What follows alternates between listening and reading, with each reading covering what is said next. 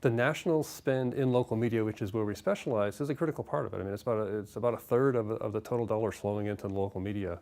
So that's a really important part of what's going on in the revenue mix for our clients. And what's going on there? I mean, there's not a lot of light that's been shed on there. So we're starting to do some research and more analytics and insights around that. And it's very important. We did a consulting project, one I am allowed to talk about, is with Michelin, where they were working the problem of they have independent dealers trying to sell tires. They get co-op dollars, which is a really important part of how local money gets spent on advertising media. But two things happen. One is they don't request all the advertising dollars available through these co-op programs. And the dollars that they do request, Michelin was concerned that their dealers may not be making the most effective advertising choices. So they may spend their money across 10 different media. Is that an effective choice? Or are their creative strategies good? Is the media mix good? So the project we did with them informed them with some of our data, our survey research, and also our forecasting program, and we made those data available to the dealers so they can say, in my market, in Greensboro, for example, what are my competitive tire dealers doing with their media mix and what's their spend level? It's like, wow, that really helps them dial in and become more competitive. Absolutely. Well, historically it was easy. We'll just get some spots in the newspaper.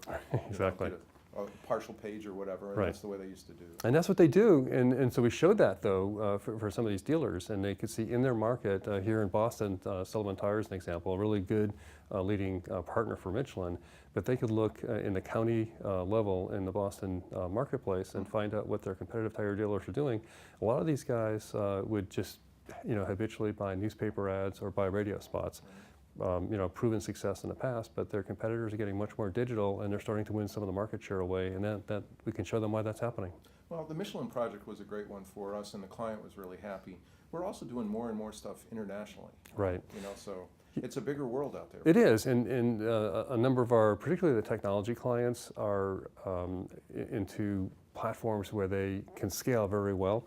Then they want to enter into multiple markets internationally, and which market do we go after first? How do we size that market? So we've got several projects going on right now. We're working with big multinational companies, and they're trying to expand their territories into different regions around the world.